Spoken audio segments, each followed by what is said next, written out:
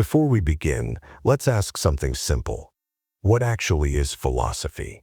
Is it abstract theories, complicated words, something only scholars care about? The truth is, philosophy began with basic human questions. What is the world made of? How do we live a good life? Can we trust our senses? Should we follow reason, or pleasure, or virtue? In ancient Greece, these questions weren't just debated in books. They were lived. Different thinkers formed schools. Each gave its own answer. And together, they built the foundation of Western thought.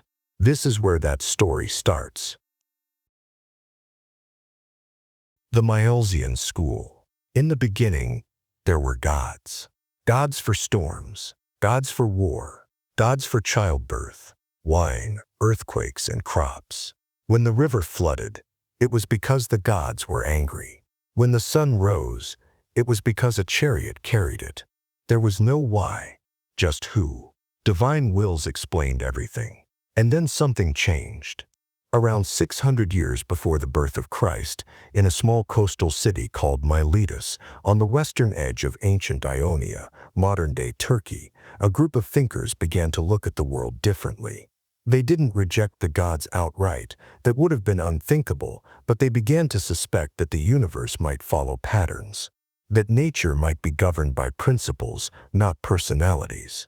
These early thinkers didn't write manifestos. They didn't form religions. What they did was far more dangerous. They asked what the world was made of. They weren't satisfied with stories. They wanted explanations. And in doing so, they laid the foundation for what we now call philosophy, a word that hadn't even been invented yet. This first wave of thinkers is known as the Milesian School, named after their city, and it begins with a man named Thales. We don't know much about Thales, the man. There are no surviving books. Everything we know about him comes from the writings of others, sometimes centuries later. But what survives is enough to mark him as one of the most important thinkers in history. Thales was a traveler, a stargazer, a mathematician, and according to some stories, a clever businessman who once predicted a good olive harvest and made a fortune by buying up all the olive presses in advance. But beyond these anecdotes lies something much more important. Thales is said to be the first person to propose a natural explanation for the origin of everything, not one involving gods or magic, but a single physical element. He believed that everything comes from water. That might sound naive today, but it's essential to understand the context. Thales wasn't making a scientific claim in the modern sense. He wasn't trying to run experiments or publish data. What he did, and this is crucial, was try to find a single underlying principle that could explain the diversity of the world. Rivers, rain, blood, sweat, oceans, water was everywhere. It could take many forms, move through bodies and landscapes, nourish life, and destroy cities. To Thales, this wasn't just a substance, it was a key to understanding existence itself. His real insight wasn't the choice of water. It was the belief that the world had a structure, and that human reason could uncover it. This shift from mythology to inquiry is what makes Thales the first philosopher. Thales had a student named Anaximander who took his teacher's idea even further, and in a sense deeper. Anaximander didn't believe water could be the origin of all things. Why should one specific element give rise to everything else? Water can't explain fire. It can't explain the diversity of opposites. So Anaximander proposed something more abstract, something truly radical for his time. He called it the Epicurean, a Greek word meaning the boundless, the indefinite, or the infinite. This was not a substance like fire or earth or air. It was something without qualities, something eternal and inexhaustible, from which everything in the world emerges and to which everything eventually returns. What could this possibly mean? To modern ears, the Epicurean might sound like a placeholder for ignorance. But for Anaximander, it was an attempt to describe a source that contains all opposites, but is not itself limited by any of them. He imagined a kind of cosmic equilibrium, where hot and cold, wet and dry, light and dark are constantly emerging, conflicting and resolving, all governed by a hidden law of balance. He even proposed that the Earth floats freely in space, not supported by water or held up by animals or deities, but suspended by symmetry. There was no reason for it to move in one direction more than another, therefore it didn't move. This was the first recorded attempt to explain gravity without appeal to divine support. He also drew one of the earliest known maps of the world, placing humanity within a wider physical system. In doing so, Anaximander helped shift the focus of philosophy from the local to the universal. The last of the Milesian trio was Anaximanus, likely a student of Anaximander. He returned to the idea that one particular element might still be the origin of everything, but chose air instead of water. Why air? Because air, he argued, can change form. When it condenses, it becomes visible, first mist, then water, then ice. When it expands, it becomes fire.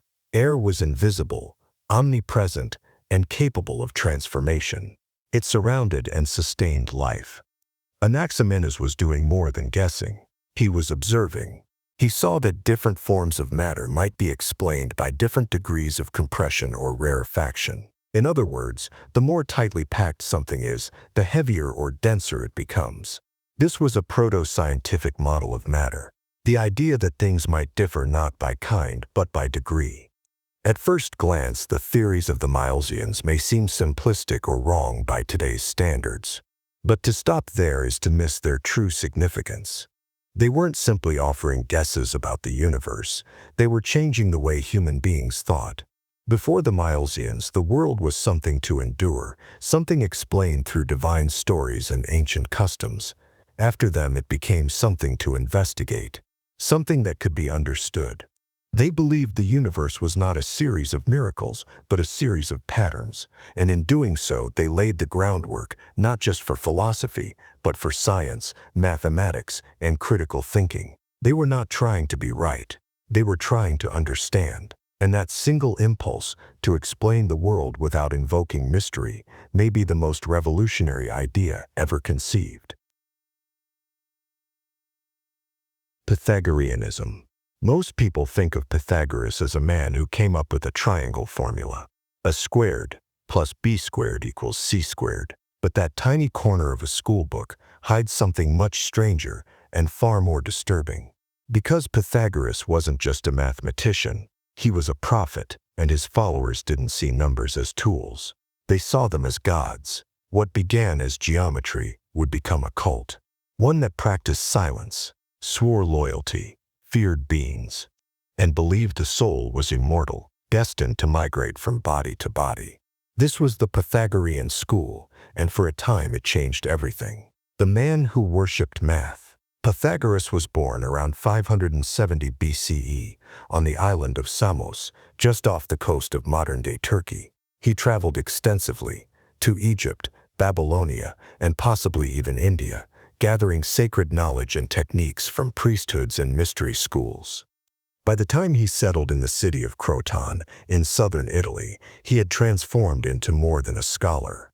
He became the leader of a secretive, disciplined brotherhood whose ideas blurred the line between mathematics, religion, and mysticism. To understand the Pythagoreans, you have to forget modern categories. This was not math for engineers. This was math for the soul. Numbers as reality. Pythagoras and his followers believed something radical. All things are numbers. They didn't mean this metaphorically. They meant it literally. Music, they discovered, followed ratios. A string half as long produced a tone one octave higher. Harmony wasn't a matter of taste. It was mathematical precision. From there they concluded, if music obeys numbers and the heavens move in harmony, then the cosmos itself must be structured mathematically. The sun, the moon, the planets, everything followed a hidden numerical order.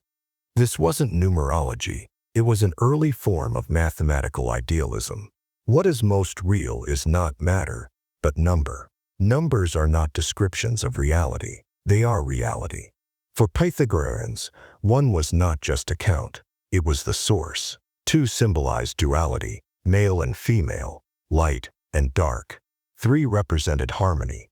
Four gave you the square, stability. 10 was sacred, the sum of 1, 2, 3, 4. They called it the tetracty, a symbol of the divine structure of the universe. They would recite oaths over the tetractys as if it were a holy relic. What other school of philosophy swore loyalty to a triangle? Silence, ritual, and discipline. The Pythagorean Brotherhood was as much a spiritual movement as a school of thought. New members had to remain completely silent for years. They lived communally, gave up personal possessions, and adhered to strict rules about purity, including strange dietary restrictions. Most famously, they were forbidden from eating beans. Why beans? There's debate. Some say beans were associated with flatulence and impurity. Others suggest a darker reason, that beans in ancient lore were thought to contain souls. To eat a bean was to eat the dead. Regardless of the explanation, it shows just how seriously the Pythagoreans took the connection between the body and the soul. They believed in metempsychosis, the transmigration of souls. When you die, your soul doesn't disappear. It moves into another form, human, animal, or otherwise, and the condition of your soul determined what form you'd take next. In this way, philosophy became a kind of preparation for the next life. Purify yourself, align with truth, and you rise. Live poorly, and you regress. This belief echoed later in Plato's work, but it was the Pythagoreans who built a system of ethics grounded in mathematics and reincarnation. To live well was not just to act justly, it was to live in harmony, with yourself, with others, and with the mathematical order of the cosmos. The crisis of irrationality. For a school that worshipped number and harmony, there was one discovery that nearly shattered them. It happened when a follower, possibly Hippasus, explored the diagonal of a square. The ratio of the diagonal to the side turned out to be uncountable. It couldn't be expressed as a fraction. It was what we now call an irrational number. This was a catastrophe. To the Pythagoreans, numbers were supposed to explain everything. A universe that couldn't be expressed in whole number ratios was a threat to their entire worldview. According to legend, the man who revealed this truth was either silenced or even drowned for exposing the secret. This was not just mathematical discomfort, it was existential. The idea that the world contained quantities that defied number was like discovering that the divine was flawed. It marked one of the earliest philosophical confrontations with paradox, the music of the spheres. One of the most haunting and beautiful beliefs of the Pythagoreans was the idea of the music of the spheres. They believed that each celestial body, the moon, the planets, the stars, moved in perfect mathematical ratios. And those movements created sound. Not sound we can hear with our ears, but a kind of cosmic harmony. The entire universe was like a great musical instrument, and the soul, if purified, could attune itself to that music. Imagine living not on a rock, hurtling through space, but inside a symphony. That's how they saw it. And that belief, that the universe is knowable, harmonious, and governed by structure, would echo through thousands of years of philosophy, science, and art. Collapse and legacy. Eventually, the Pythagorean community became too influential. Their secrecy, their power, their refusal to conform, all of it made them enemies. The school was attacked. Its members were scattered. Pythagoras himself may have died in exile or in a fire, but his ideas lived on.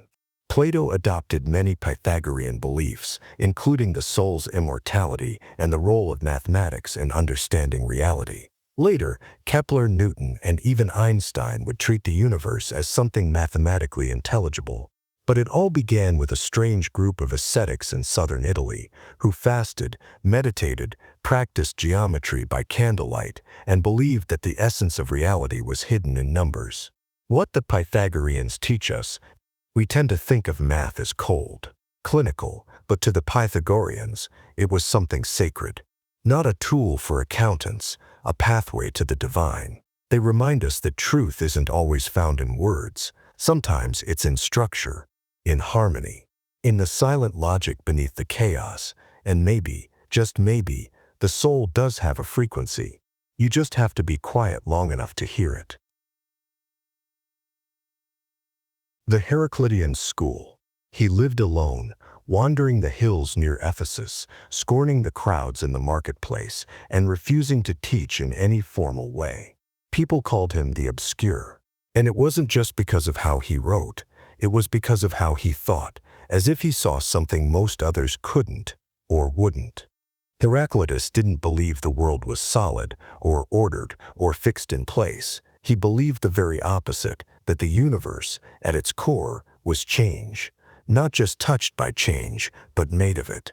Everything around us, he claimed, is shifting, dissolving, becoming something else, not sometimes, but always. That's where his most famous line comes from. You cannot step into the same river twice, because the river is never the same. The water you felt an instant ago has already moved on, and so have you. Your body is aging. Your thoughts are rearranging. Your breath is different than it was a moment ago. Nothing stays, nothing holds, not even you. It wasn't just poetry, it was the foundation of everything he believed. While others searched for a permanent substance beneath appearances, water, air, numbers, Heraclitus insisted that permanence itself was an illusion. What's real isn't what remains. What's real is what flows. To express this, he turned to fire. He saw in fire the perfect image of reality, constantly in motion, consuming and releasing, never static, never still. Fire wasn't just a metaphor. To him it was a principle, a symbol of how everything comes into being through transformation. Fire turns wood to ash, ash to smoke, smoke to sky. It is change, incarnate. But there was something deeper behind all this burning. Heraclitus saw the world as a kind of tension, a place where opposites pull at each other, not as enemies, but as necessary partners. Light only means something because we know darkness. Life feels vivid because death waits at the edge. Health has meaning precisely because illness exists. These contradictions aren't obstacles. They're the engine. Without conflict, nothing would move. Nothing would live. This is why he wrote, "War is the father of all things." He didn't mean political war, though he lived through plenty of that too. He meant the cosmic war, the push and pull that gives rise to existence itself. He saw the universe not as a peaceful garden, but as a battlefield, a place of endless friction, where harmony isn't the absence of struggle, but the product of it. And yet, he wasn't a nihilist. Heraclitus didn't think life was meaningless. He believed there was something underneath all this movement, something not visible to the eye, not written in laws, or spoken in temples, but real and present in everything. He called it the logos, a word that meant many things in Greek: reason, word, structure, account. But none of those quite capture what he meant. The logos was the underlying logic of the cosmos, not a god, not a spirit, but a kind of law, a pattern that guides the rise and fall of everything, even if we can't see it directly. Heraclitus believed most people live blind to it. They chase illusions, pretend that life can be held still, believe in comforts that will vanish the moment they're touched. But the logos doesn't need our belief. It simply is. He tried to write about it, briefly, cryptically. His surviving work reads like riddles, short fragments, delivered without context. The way up and the way down are one and the same. Hidden harmony is stronger than visible. Even the soul has a logos which grows itself. He didn't want followers. He wanted awakening, for those few who could endure the discomfort of seeing clearly. And clarity, for Heraclitus, meant facing the terrifying truth that nothing stays. Everything you know, everyone you love, every part of yourself is already in the process of becoming something else. Even as you listen now, you are changing. You are not who you were at the start of this sentence. He died, according to legend, in seclusion. Some say he became sick, covered himself in dung, hoping it would draw the illness out, and died unrecognizable. Others say he was driven mad by isolation. But whatever the truth of his final days, his thought endured, not because it comforted, but because it challenged. Heraclitus forces us to abandon the hope that anything in life is permanent. He doesn't offer us stability. He offers us a mirror, one that reflects not who we are, but who we're constantly becoming. In our world today, obsessed with preservation, control, certainty, Heraclitus whispers something different. Let go, watch, burn. The Logos doesn't care what you cling to. It moves, with or without you. The Eleatic School. Some say philosophy began with a question: what is the world made of? Thales said water. Anaximenes said air. Pythagoras said numbers. Heraclitus rejected all of them. He said the world was fire and that everything flows. But in a quiet town in southern Italy, a different kind of voice emerged. Colder, stranger, harder. A man who didn't just disagree with Heraclitus, he dismantled him. His name was Parmenides, and he made a claim that, even now, feels impossible. Nothing changes. Motion is an illusion. Becoming is a lie. To most people, that sounds absurd. Look around, things grow, shift, decay, transform. Time passes. People age. Ice melts. Rivers flow. Nothing seems permanent. But Parmenides didn't trust appearances. He trusted reason, pure, logical thought, without interference from the senses. And by that method, he reached a conclusion that shattered every assumption humans have ever had. He said that the only thing that truly exists is being itself. One, indivisible, eternal, unmoving. Everything else, every change, every birth and death, every motion and transformation, is deception, a trick played by our unreliable senses. For Parmenides, there was no such thing as nothing, because if something is nothing, then it cannot be anything at all. And if it cannot be anything, it cannot exist. So the idea of non-being, of emptiness, of absence, makes no sense. Which means that being never came into existence, it was never created, and it can never be destroyed. It simply is, always, and if it simply is, then it doesn't change. It doesn't move. It doesn't grow. Because all of those things would require something other than being to exist, and there is no other, only being. That's the core of Parmenides' thought. Not a substance, not a god, not a force, just pure existence, complete, perfect, unbreakable. But if that's true, then what are we seeing? Why do we experience motion, transformation, and time? Parmenides answered that with something unnerving. What you see is not real. Your senses are lying to you. Only pure reason can reveal the truth. And so began one of the deepest fractures in all of philosophy, the split between appearance and reality, between what seems and what truly is. This wasn't a minor debate. It was the beginning of metaphysics, the study of what reality is at its most fundamental level. And Parmenides was the first to say that reality is not what it seems.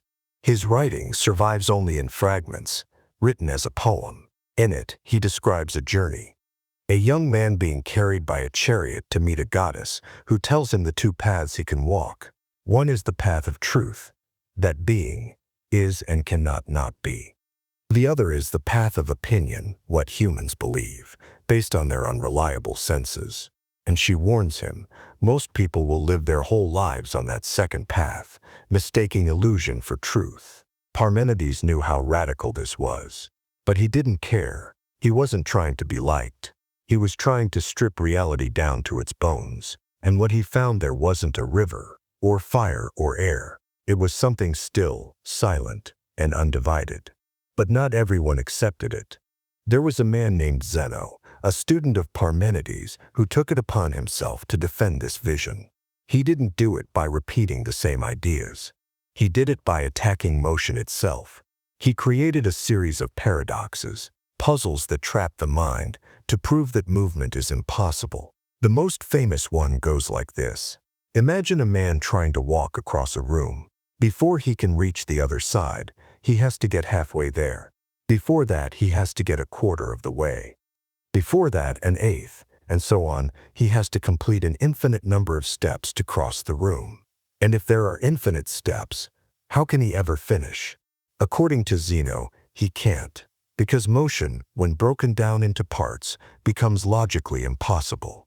It only seems to exist, But in truth, there's no way to move from one place to another. You never arrive. You never even begin. There were other paradoxes. Achilles chasing a tortoise and never catching it. An arrow frozen in flight. Each designed to do one thing, destroy the idea that anything moves at all. Today we have mathematical tools to deal with infinity. We can say that infinite steps can still add up to a finite distance. But Zeno's point wasn't about math. It was about perception. The world we think we understand crumbles when we try to analyze it closely. Our minds become tangled. Logic breaks down. And maybe that's the point. Maybe reality isn't for the senses to decide. The Eleatic School, founded by Parmenides and defended by Zeno, was not poetic like Heraclitus or mystical like Pythagoras. It was brutal, logical, cold. But it forced philosophers to confront something they hadn't considered before, that even the most obvious things, motion, change, time, might be wrong. That experience might be a mask, and underneath it all, the truth might be stillness. This wasn't just a strange theory. It haunted later thinkers. Plato, Aristotle, and even modern physicists would struggle with the questions the Eleatics raised. What is space? What is time? Are they real? Or just tools we use to survive in a world that deceives us? Parmenides didn't give answers that most people could live with. He gave a challenge. He stood at the edge of thought and said, "What if everything you believe is just a shadow on the wall?" The Pluralists. After Heraclitus said that everything changes, and Parmenides said that nothing does, the world of philosophy was at a standstill. If Heraclitus was right, then permanence is an illusion. But if Parmenides was right, then motion is impossible, and our senses are lying to us. And both views had force behind them. One felt true, the other sounded true. So the next generation of thinkers tried something different. They didn't pick a side, they split the world. Instead of one substance, they said, what if there are many? Instead of total motion or total stillness, what if the truth lies in how things combine? These were the Pluralists, and they tried to explain a world in flux without abandoning logic. The most famous among them was a man named Empedocles. He came from Sicily. He was a mystic, a healer, a poet, and according to legend, claimed to be a god. Some said he could raise the dead. Others said he vanished into a volcano. But beneath the strangeness, Empedocles had a clear goal: to make sense of a world where things are always shifting, without giving up the idea of underlying reality. So he proposed this: everything in the universe is made from 4 basic elements: earth, air, fire, and water. These are not symbols. They are the roots of all things. Empedocles believed that nothing ever comes into being, and nothing is ever destroyed. Instead, things appear to be created or die when these 4 elements recombine in different ways. When you burn wood, it looks like it disappears. But really, the fire is released, the water steams away, the air scatters, the earth becomes ash. The elements themselves don't vanish. They just change form. He wrote, in verse, "There is no birth of anything mortal, nor end in deathly destruction, but only a mixing and separation of what was mixed, and these things are called births." In other words, what we call creation and destruction is just rearrangement. But Empedocles didn't stop there. He said that these 4 elements don't mix at random. There are 2 cosmic forces that drive everything in the universe: love and strife. Love pulls things together. It causes elements to mix, to bind, to unify. Strife pulls them apart. It tears, breaks, scatters. These are not metaphors. They are real forces. Invisible, but active in everything, from the birth of stars to the formation of bones. Empedocles imagined the universe as an endless cycle. Love draws the elements into perfect unity, until eventually, strife returns and rips everything apart. Then, love begins again. It's not a straight line. It's a circle, an eternal rhythm of blending and breaking. This way, he tried to satisfy both Heraclitus and Parmenides. Yes, change exists. Yes, things move, die, and are born. But underneath, the pieces never change. The world transforms, but the ingredients are always the same. It was a theory meant to hold opposites in balance. But then came Anaxagoras, another pluralist, who took the idea even further. He didn't believe in four elements. He believed in infinite seeds, tiny particles, each containing the potential of everything. According to Anaxagoras, everything is in everything. A drop of blood contains the seed of bone.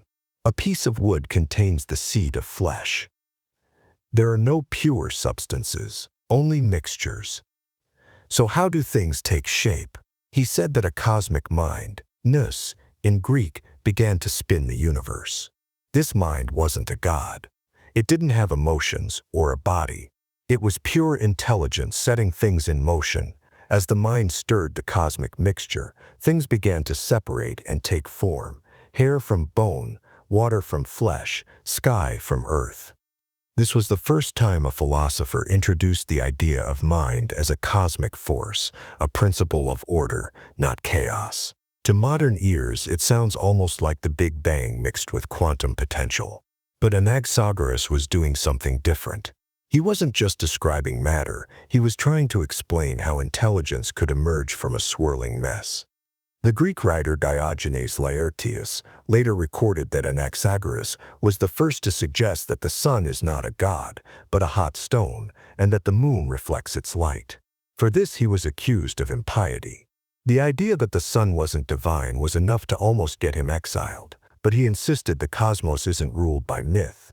It's ruled by order, mind, and motion, even if we don't yet understand how. Both Empedocles and Anaxagoras were trying to answer the same question. How do we explain a world full of change without making it meaningless? They kept what Parmenides demanded, no real coming into being or destruction, and they also kept what Heraclitus described, a world of motion and tension. But to make that possible, they multiplied reality. They made it plural, not one element, not one god, not one motion, but many. And in doing so, they opened the door to something even more radical.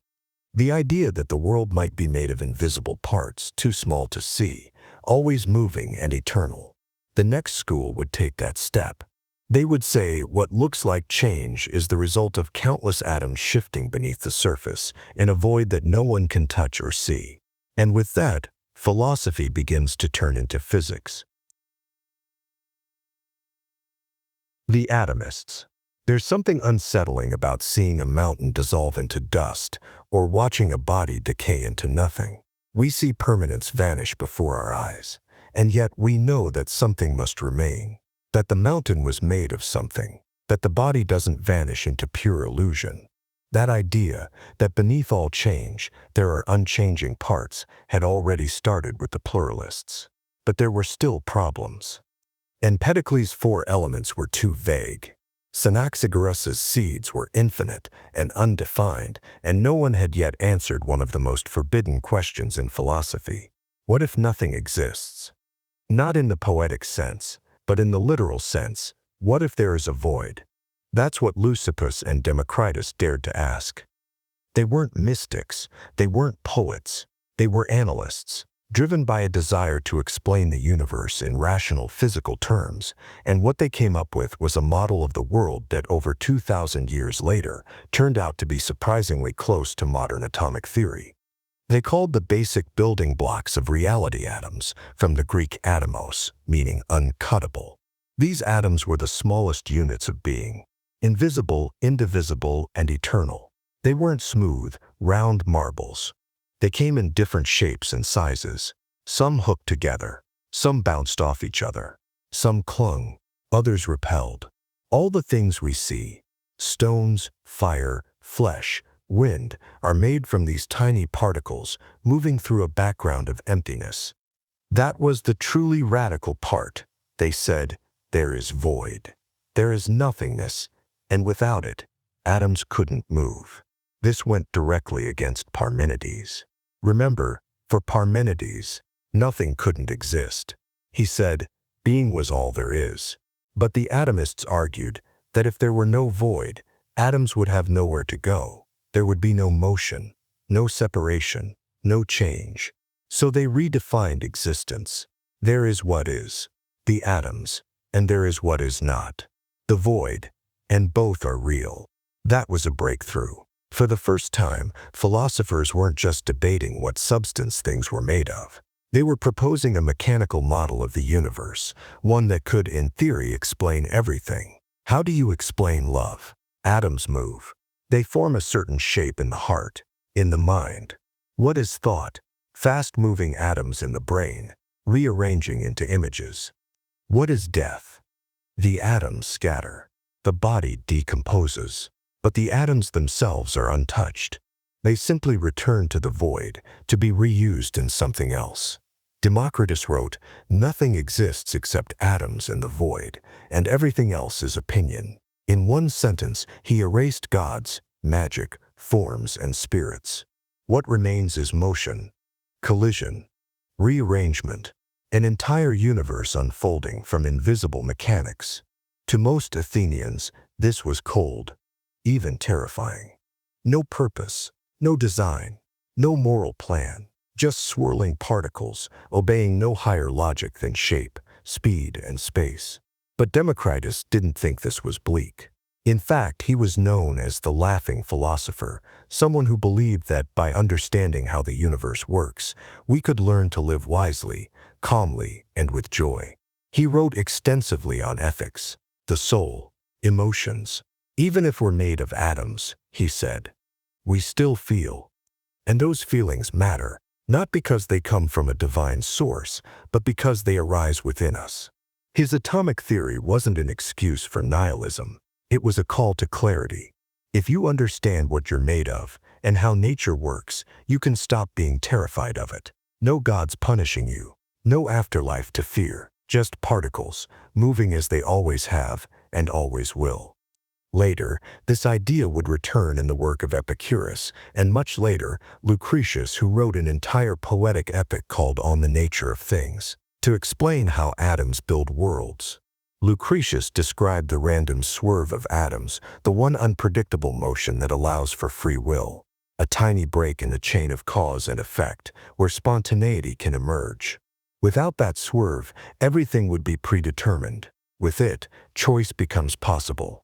And yet, this worldview never truly took hold in the ancient world. It was too impersonal, too unsettling. The idea that everything from tears to thunder to love could be explained by blind collisions in a vast emptiness was too much. It would take until the modern age for atomic theory to return, with Dalton, Rutherford, Bohr, and prove that the ancient Greeks had glimpsed a truth hidden for millennia. Today, we still live in that vision. Our bodies are made of atoms. The screen you're looking at, the air you're breathing, the bones in your hands, all of it is particles, organized briefly, waiting to scatter, and yet we feel love. We make meaning, we mourn, we hope. The atomists didn't deny any of that. They just believed that everything we feel begins in motion, not from above, but from within. Sophism. It began with democracy. In the 5th century BCE, Athens wasn't ruled by a king or a tyrant. It was ruled by citizens, at least. Male citizens who weren't slaves. That may sound limited now, but it was revolutionary for the time. And with democracy came a new kind of power. Persuasion. No longer did strength or birth determine who held influence. It was now the man who could stand in front of a crowd and speak well. The one who could move a jury to pity. The one who could defend himself in court. The one who could win an argument, no matter what side he was on. That's where the sophists came in. They were traveling teachers, and they didn't teach geometry, or physics or metaphysics. They taught the art of rhetoric, the skill of speaking in a way that persuades. To some they were intellectual liberators. To others they were dangerous manipulators. But either way they became essential to life in Athens. One of the most famous sophists was Protagoras. He's remembered for a sentence that still echoes today. Man is the measure of all things, of things that they are, and of things that are not, that they are not. In plain terms, there is no objective truth. What is true depends on who's saying it. This wasn't just a statement about perception, it was a challenge to the entire philosophical tradition. If truth is subjective, then there's no point in asking what is justice or what is beauty, as if those answers are out there waiting to be discovered. Instead, we must ask what will convince this audience, or what will serve this situation. Another sophist, Gorgias, pushed it further. He claimed that nothing exists, and even if it did, we couldn't know it. And even if we could know it, we couldn't communicate it to anyone else. This wasn't nihilism for the sake of despair. It was intellectual relativism taken to its extreme. Gorgias was famous for writing a defense of Helen of Troy, the woman blamed for starting the Trojan War. His argument? Even if she did run away with Paris, it wasn't her fault. Maybe it was the gods. Maybe it was love. Maybe it was persuasion itself, the power of speech to control the soul. And that's the key to Sophism. Speech wasn't just words, it was force. To master speech was to master minds. Some sophists would teach their students how to argue both sides of an issue, regardless of what they believed. If you could defend injustice better than your opponent could defend justice, you'd win. That was the point. You can see why this alarmed other philosophers. To them, the sophists were corrupting the soul of philosophy, turning truth into a game, replacing wisdom with strategy. But to understand them fully, you have to see the world they lived in. Athens was a city in flux, constantly debating laws, waging wars, dealing with exile, political trials, and shifting alliances. A man who couldn't speak well could lose everything: property, freedom, life. The sophists didn't invent that world. They taught people how to survive in it. They taught argument not as a pursuit of eternal truths, but as a human skill like navigation or swordsmanship. And in that sense, they were early pragmatists, more concerned with results than purity. They introduced concepts that are now central to modern philosophy. Cultural relativism, the idea that morality varies across societies. Linguistic skepticism, the idea that language shapes what we think is real. Constructed identity, the notion that who you are depends on how you're seen and spoken about. And they raised a disturbing question we still haven't fully answered. If people can't agree on what's true, then is truth just the opinion of whoever speaks loudest? Socrates thought that was dangerous. He would go on to fight sophism with everything he had. But many sophists saw him as a hypocrite, using rhetorical questions to expose others while claiming he knew nothing.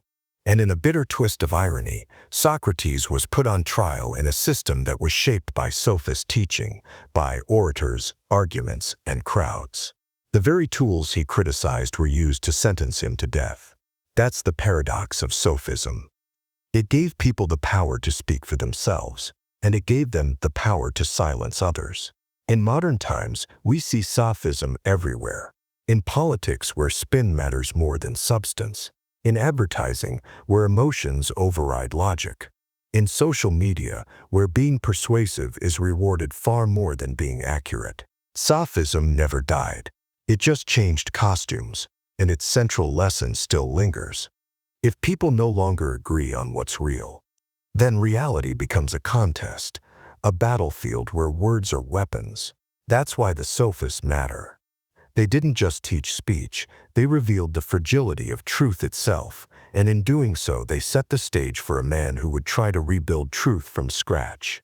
He wouldn't charge money. He wouldn't claim to know. He would ask questions until the world collapsed around him. And then he'd ask more. His name was Socrates.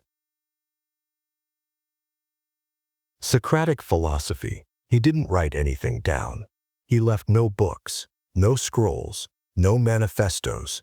And yet Socrates is one of the most famous philosophers in history. We know him through others, especially his student Plato, who wrote down dialogues with Socrates as the central voice. In these conversations, Socrates doesn't lecture. He asks, he listens, and then he asks again, until the person he's speaking to is no longer sure what they believe, or if they ever understood it in the first place. It was a method so sharp that it felt like a knife. They called it the Eleatic, or Socratic method, a style of questioning designed to test the strength of someone's belief by examining it from every angle. If someone said, justice means obeying the law, Socrates would ask, are all laws just? If not, then surely justice and legality aren't the same. So what is justice really? This wasn't just playing games. It was a process of unmasking, peeling away the surface of words to expose whether someone had genuine understanding or just comfortable slogans. He compared himself to a gadfly, stinging a lazy horse, constantly irritating the powerful, the confident, the well-respected. He believed that most people sleepwalk through life, repeating phrases like courage, honor, virtue, without ever asking what they really mean. And to Socrates, that kind of life wasn't worth living. The unexamined life is not worth living. That line was spoken at his trial, just before they sentenced him to death. But let's go back. Socrates lived during the golden age of Athens, when art flourished, democracy ruled, and thinkers debated openly in the agora, or public square. But it was also a time of political tension, military disasters, and rising fear. Athens had lost a brutal war to Sparta. The democracy had been briefly overthrown by an oligarchy. Trust in public figures was low. People were suspicious of intellectuals, especially those who questioned the traditions of the city. And Socrates questioned everything. He believed in virtue, but not as something handed down from the gods. To him, virtue was knowledge. If you truly understood what justice was, you would act justly. If someone acted badly, it was not because they were evil, but because they were ignorant of what the good actually was. This was a radical view. It meant that all evil is unintentional, that no one knowingly chooses wrong. They just don't know what they're doing. It also meant that philosophy wasn't just an academic discipline. It was a kind of moral therapy, healing the soul by helping it recognize the truth. This belief made Socrates fearless. He walked barefoot through the streets, poor, ragged, never accepting payment. He didn't write books. He didn't form a school. He just talked, endlessly, to shoemakers, generals, poets, merchants, boys, and senators. One famous story comes from Plato's Apology, his account of Socrates' defense speech during his trial. Socrates explains that a friend of his went to the oracle at Delphi, a sacred site where the priestess, believed to speak for the god Apollo, declared that no one in Athens was wiser than Socrates. Socrates was shocked. He didn't think he was wise, so he set out to disprove the oracle. He went from person to person, politicians, poets, craftsmen, asking questions to find someone wiser than himself. But what he discovered was that everyone thought they knew things they didn't, and because he knew that he didn't know, he was in a strange way wiser than they were. That's the origin of his famous line, "I know that I know nothing." But this wasn't humble modesty, it was a razor. He used it to cut through pretensions, expose contradictions, and bring people face to face with their own ignorance. In a world that valued confidence and public reputation, this was dangerous. He embarrassed powerful men.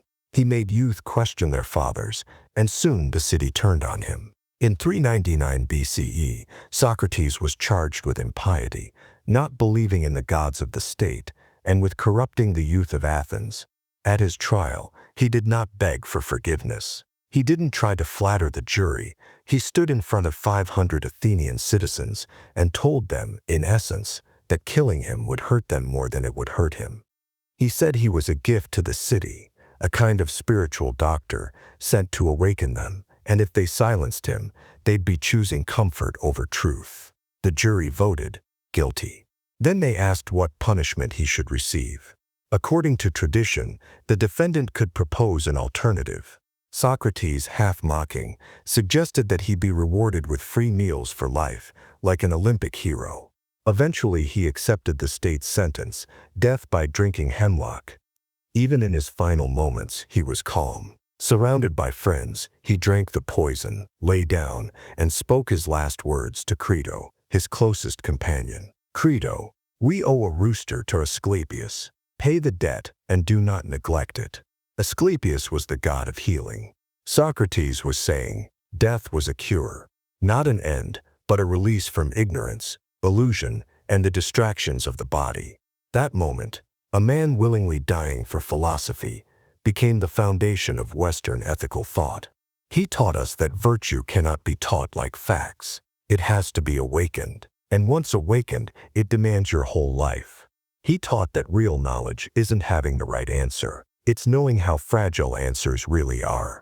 And perhaps most powerfully, he taught that a person's soul matters more than their reputation, comfort, or even survival. Socrates left no writings, but his methods survived through Plato, and from there it shaped everything. Ethics, logic, education, even how we structure dialogue itself. Today, the Socratic method is used in law schools, classrooms, debates, not to destroy people but to clarify ideas, to find what holds up under pressure. But Socrates wasn't trying to win arguments. He was trying to live justly, and if you listen closely, you'll hear his question echoing still. What is the good life, and are you really living it? Platonism. When Socrates died, something strange happened. He had left behind no books, no school, no formal system of beliefs, just questions, unsettling, beautiful questions, and the memory of a man who lived with such honesty that the state chose to kill him rather than listen. And yet those questions didn't vanish. They found a home in the mind of a student, a quiet, thoughtful aristocrat named Plato. Although Plato would go on to describe Socrates' trial and death in vivid, unforgettable detail, he wasn't there in person. In the Phaedo, he admits he was ill that day, too sick to witness his teacher's final moments. But the absence didn't spare him. Socrates' death left a wound so deep that Plato spent the rest of his life trying to make sense of it, not with revenge, but with philosophy. But Plato didn't just write down what Socrates said. He built a system, a framework, a vision of reality that stretched far beyond what anyone had imagined before. To understand Platonism, you must first understand that Plato was haunted by injustice. Athens had killed the wisest man he ever knew. The democracy had voted for it. Public opinion had demanded it. So how could the majority, the many, be so terribly wrong? This led Plato to a lifelong conclusion. Most people do not see truth. They see shadows, and that's where the story begins. In the Republic, one of his most famous dialogues, Plato describes a thought experiment, the allegory of the cave. Imagine people living in a dark cave. From birth, they're chained, facing the back wall. Behind them, a fire burns, and between the fire and their backs, others walk by holding up shapes, cutouts of animals, trees, objects. The prisoners can't see the people or the fire. All they see are the shadows on the wall, and they believe those shadows are reality. Now imagine one prisoner is freed. He turns around. He's blinded by the fire. He stumbles out of the cave, into the sunlight.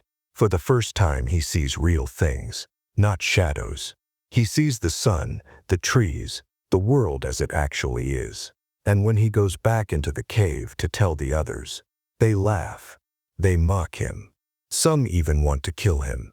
This, Plato says, is the human condition.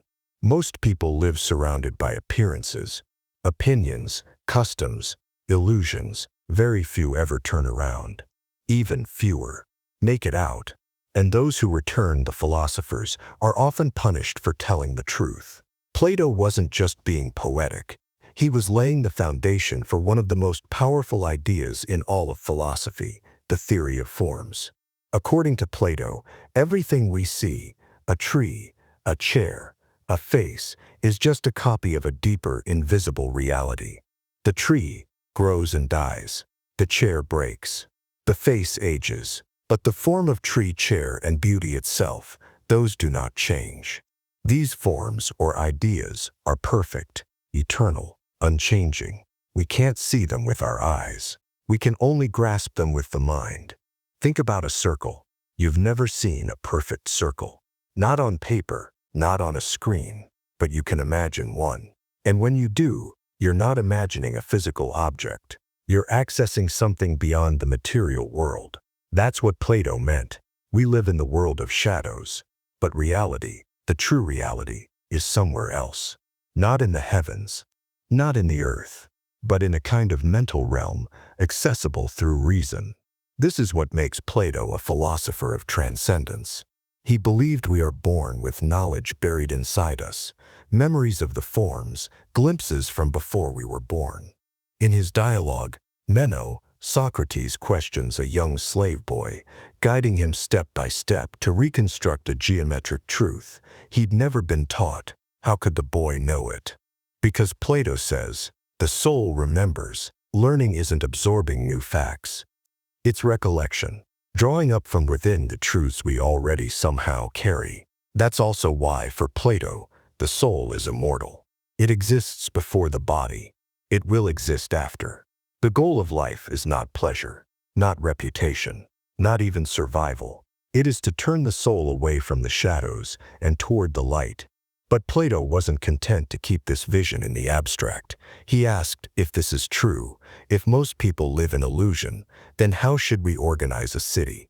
That question became the foundation of the Republic, where he designed a model society ruled not by wealth or popularity, but by philosopher kings, people who had escaped the cave and returned. These rulers would not crave power. They would live simply. They would undergo decades of training in logic, mathematics, and self-mastery. They would see the form of the good, the source of all truth, all justice, all knowledge. Plato believed this was the only way to build a truly just society. But he also knew how dangerous it was. Most people, he said, hate the truth when it threatens their comfort. They cling to the cave, and they kill those who speak differently, just like they killed Socrates. And so Plato built his own cave, but this time it was a school. He called it the Academy, the first known institution of higher learning in the Western world. It stood just outside Athens. Its entrance bore a sign that said, "Let no one ignorant of geometry enter here." Plato believed the soul could be trained, slowly, rigorously, painfully, to climb upward, out of illusion. He saw education not as memorization, but as awakening.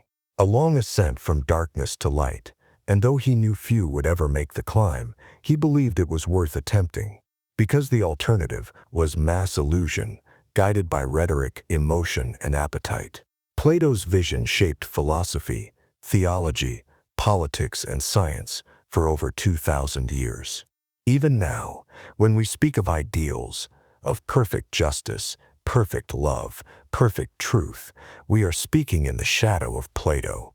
He believed that somewhere these things exist, not in the world we see, but in the one we have to remember.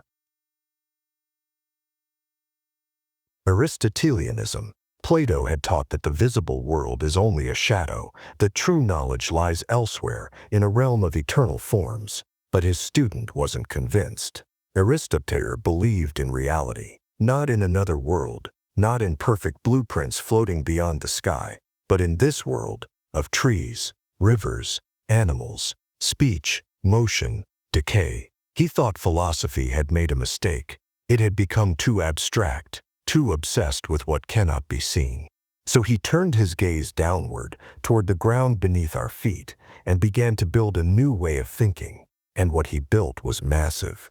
If Plato dreamed of an ideal republic, Aristotle designed a blueprint for everything: politics, biology, poetry, ethics, metaphysics, logic. He founded entire fields of study. For nearly 2,000 years, his system shaped the way Europe and the Islamic world understood how reality works. And it began with a simple shift in attitude. Instead of asking, "What is the perfect version of this?" Aristotle asked, "What is this thing here in front of me doing, and why?" Let's start with one of his most famous questions. What is change? He noticed something odd about how philosophers before him talked about change. Some said it was an illusion, like Parmenides. Others said it was constant, like Heraclitus. But both missed something. Change, Aristotle argued, is not chaos. It's not chaos. It's not random. It follows a pattern. He gave an example, a seed turning into a tree. There's a process. The seed has potential. It's not a tree yet, but it could be. That potential moves toward actuality, the fully grown tree. So what drives this transformation? Aristotle said that everything in nature moves according to a purpose, a built-in goal, a final form it's trying to reach. This became known as teleology, from the Greek telos, meaning end or purpose. For Aristotle, the world isn't just a place of motion, it's a place of meaningful motion. A rock falls not just because of gravity, but because it's fulfilling its nature. A plant grows upward to seek light, not because of chance, but because that's what it is meant to do. This doesn't mean nature is conscious. It means that every living thing has a structure, a design, a goal it's trying to realize. To explain this, Aristotle created what he called the four causes, four ways of answering the question, why does a thing exist? Let's take a statue as an example. Material cause, what is it made of? Marble. Formal cause, what is its shape or structure? A figure of a god or person. Efficient cause, who or what made it? The sculptor. Final cause, what is it for? To honor the god or decorate a temple. Most of us think only of the third, who made it. But Aristotle believed the final cause, the purpose, was the most important of all. This way of thinking extended to everything. Why does a knife have a sharp edge? Because its function is to cut. Why do humans have reason? Because our purpose is to think and live rationally. This wasn't just theory. Aristotle used it to classify animals, study anatomy, analyze governments, even examine drama and poetry. He dissected over 500 species of animals with his own hands, drawing comparisons, noting differences. He wrote entire treatises on why horses have teeth, why octopuses change color, why some fish give birth to live young while others lay eggs. This wasn't mystical, it was empirical, based on observation, pattern, and comparison. He believed that by studying the natural world carefully, we could understand its inner logic, which brings us to another major invention, formal logic. Aristotle created the syllogism, a tool for analyzing reasoning. If all humans are mortal and Socrates is human, then Socrates is mortal. That kind of argument sounds obvious now, but before Aristotle, there was no system for testing the structure of thought. No way to ask, does this follow? He gave philosophy a grammar, a structure for clarity. He also gave us one of the first comprehensive works on ethics, the Nicomachean Ethics, named after his son Nicomacheus. In it, he asks, what is the good life? Not the perfect life, not the mystical life, but the human life as it's actually lived. He says that all things aim at some good. The eye sees, the hand grasps, the seed grows, and for humans, that good is eudaimonia. This word is often translated as happiness, but it doesn't mean pleasure or joy. It means flourishing, a state of living in accordance with your nature, developing your virtues, making full use of your reason. So how do we achieve it? Through habit. Aristotle says that virtue is not something you are born with. It's something you practice, like a craft. Want to be brave? Act bravely. Want to be generous? Give yo. Over time you shape your character, just as a builder shapes a house. He also emphasizes the golden mean, the idea that virtue lies between extremes. Courage is between cowardice and recklessness. Generosity is between stinginess and wastefulness. Humility is between self-deprecation and arrogance. It's not about never feeling fear or desire. It's about moderating them, guiding them with reason. This focus on moderation, practice, and realism made Aristotle very different from his teacher Plato. Plato aimed at a world beyond. Aristotle aimed at the world as it is. He believed that knowledge comes from gathering data, noticing patterns, drawing conclusions. This makes him the ancestor not just of philosophy, but of science. But he wasn't a modern scientist. He still believed that the universe had an order, a structure, even a kind of hierarchy. At the top of it all was something he called the unmoved mover, a perfect eternal being who causes motion in the universe without being moved itself.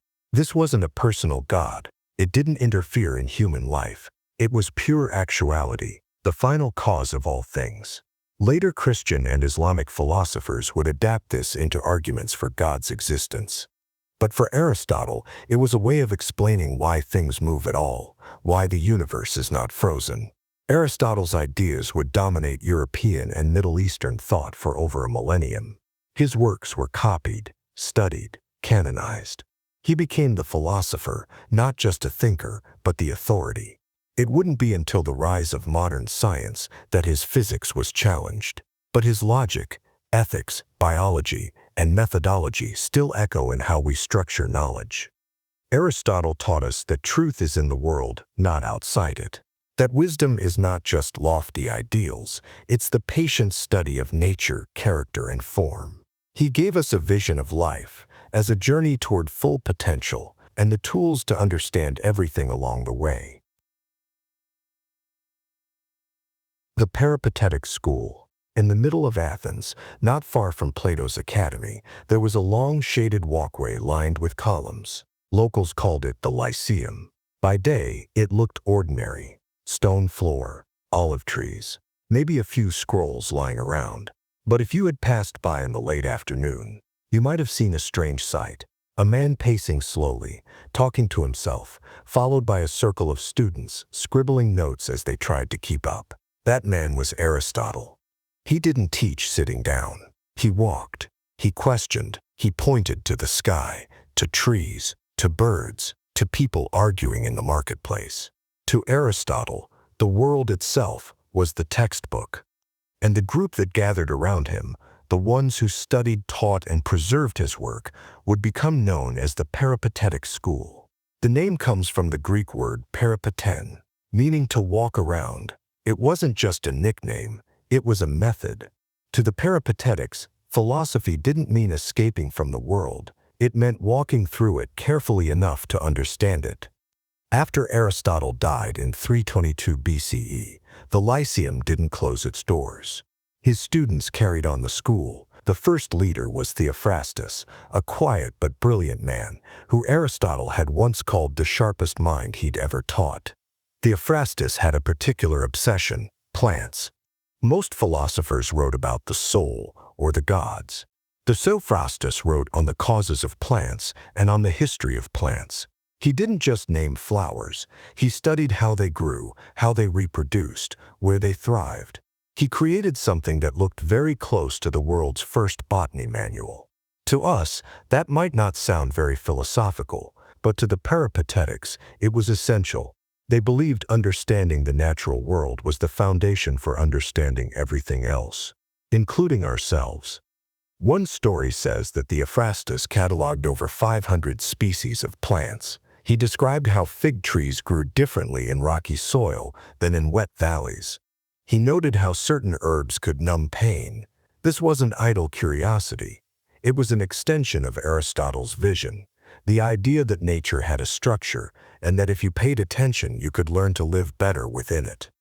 The Lyceum grew, more scrolls, more teachers, more walking lessons. While Plato's academy was starting to slide into mysticism and abstraction, the Peripatetics doubled down on observation, classification, and cause and effect. They weren't just scientists. They also studied ethics, memory, emotion, and even personality. Theophrastus once wrote a short book called Characters, where he described different types of people: the flatterer, the grumbler, the coward, the boastful man. Each one was a little sketch of human behavior, not to judge, but to understand the patterns we fall into. It was like psychology, long before that word existed. After Theophrastus came Strato of Lampsacus, who took things in a more radical direction. Aristotle had believed there was a divine unmoved mover, a perfect being that caused all motion in the universe. But Strato wasn't convinced. He looked at water clocks, at sand timers, at catapults, and started to think maybe everything could be explained by natural forces alone. No gods, no divine blueprints, just pressure, gravity, motion, and time. If that sounds modern, it should. Strato was edging toward a kind of early physics, nearly 2,000 years before Newton. But the school wasn't just about science. What made the Peripatetics different was their belief that everything was connected. They didn't separate biology from ethics or politics from psychology. If you wanted to know how to live a good life, you had to understand how the body worked, how the city worked, how the world worked. Philosophy wasn't just argument, it was a way of paying attention to life in its full complexity. Students at the Lyceum were expected to read everything: logic, poetry, astronomy, anatomy, politics, rhetoric. They didn't treat Aristotle's writings as untouchable. In fact, most of what we know about Aristotle today comes from lecture notes and early drafts, not polished books. His followers didn't mind. They discussed, questioned, and added. They kept the system alive. Over time, the Lyceum became a vast intellectual center. There were hundreds of scrolls, lecture spaces, and gardens for observation. But unlike the more dramatic schools, like the Stoics who preached from the porch, or the Cynics who mocked society from wine barrels, the Peripatetics were quiet. They didn't argue in public. They worked in the background, and maybe that's why they started to fade. As the political winds in Athens shifted and later Rome began to dominate, the Lyceum lost funding, lost students, and slowly disappeared. Other schools, like the Academy and the Stoa, grabbed the spotlight. The Peripatetics became background figures, but the ideas didn't die. Centuries later, a Roman scholar named Andronicus of Rhodes found Aristotle's scattered works and started to organize them. He edited, titled, and arranged them into the form we know today: the metaphysics, the ethics, the poetics, and more. Without Andronicus, we might never have heard of Aristotle at all. The Peripatetics would have vanished into footnotes, but instead, they came roaring back. In the Islamic Golden Age, thinkers like Avicenna and Al-Farabi used Aristotle's logic and natural philosophy to build entire systems of science and theology. They didn't just preserve the Peripatetic tradition, they expanded it. In medieval Europe, Thomas Aquinas took Aristotle's ethics and cosmology and fused them with Christian doctrine. To him, Aristotle wasn't just a philosopher, he was the philosopher, the backbone of theology. Even today, the traces remain. Anytime a scientist forms a hypothesis, tests it through observation, and tries to understand the laws behind what they see, they're working in the shadow of the Peripatetics. Anytime an ethicist argues that virtue comes not from rules, but from developing character and habits in the real world, they echo Aristotle and Theophrastus. And anytime a curious student walks slowly through the world, asking not "what should I think?" but "what is actually happening here?" they're continuing the walk of the Lyceum. Cynicism. He owned nothing. No house, no shoes, no bed. He slept in a large clay jar in the marketplace of Athens.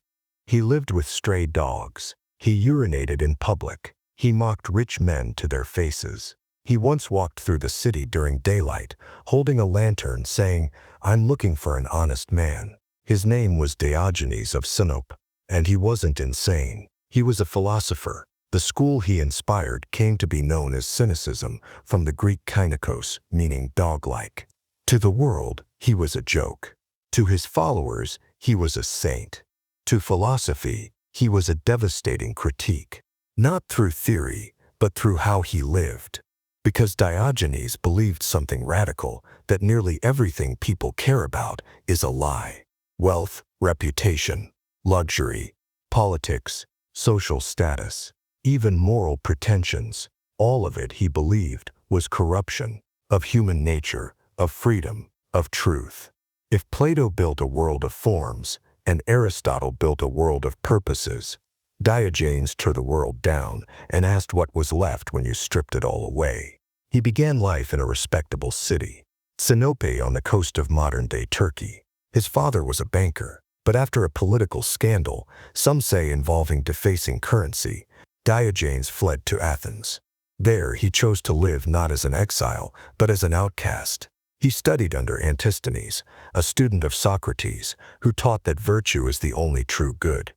But while Socrates and Plato still lived within the city's structures, its conversations, its classrooms, Diogenes stepped outside the city entirely. He believed that human beings were born with everything they need: a body, a mind, and a basic set of needs: food, water, shelter, honesty.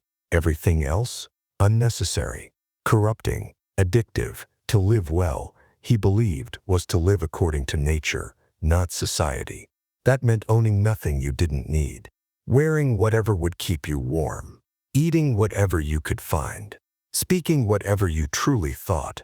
One day he saw a child drinking water by cupping his hands. Diogenes immediately threw away his wooden bowl. He said, "A child has beaten me in simplicity." This wasn't poverty for pity. It was poverty as a moral and philosophical protest.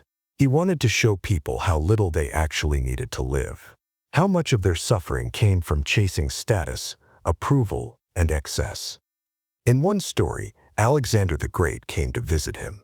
Alexander, the most powerful man in the known world, found Diogenes resting in the sun. He said, "Ask of me anything, and I shall give it to you." Diogenes replied, "Yes. Step aside. You're blocking my sunlight." Even Alexander was stunned. He later said, "If I were not Alexander, I would wish to be Diogenes." That line has echoed for centuries, because in Diogenes, people saw something that frightened them. A man who could not be intimidated, bought, or shamed. He was free in a way most people never are. Not because he had everything, but because he wanted nothing. But Cynicism wasn't just about living without money. It was a full philosophy of how civilization itself corrupts the soul. Cynics believed that society teaches us to be fake, to smile when we don't mean it, to flatter people we don't respect, to chase things we don't need, to silence what we really think. They saw most people as slaves to convention, dressing in fine clothes while secretly miserable, attending feasts while starving for meaning. To the cynic, this was not just sad, it was cowardly. Diogenes believed that real courage was facing the world without masks, saying what you meant, living without lies. And if that meant being hated, so be it. He was often spat on, mocked, arrested. But he never backed down. He used his own life as a mirror, holding it up to the rich, the powerful, the respected, and showing them what they had become. He was known to bark like a dog at people who used flowery speech. He once entered Plato's academy, stomped on the floor, and said, "I trample on Plato's vanity." Plato, for his part, is said to have called Diogenes a Socrates gone mad. But even Plato knew Diogenes had inherited something real from Socrates: a total indifference to social approval, a relentless commitment to truth, and a belief that philosophy must be lived, not just spoken.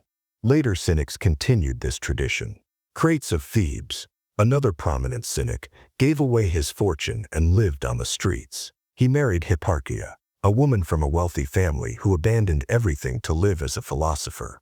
The two lived publicly, argued in the streets, taught students, and ignored every norm about gender, class, or respectability. Cynicism, as a school, never became institutionalized. It couldn't. Its very essence was anti-institutional. It rejected schools. It rejected doctrines. It rejected even the idea that one should follow a philosopher. Instead, it asked, "Are you free, or are you chained by your desires, your fears, your image?" It's easy to dismiss Diogenes as extreme. But look around. Our lives are filled with pressures to appear a certain way: successful, polite, agreeable. We're told to climb ladders, buy things, chase achievements, but Diogenes would ask, why? Who told you that's what matters?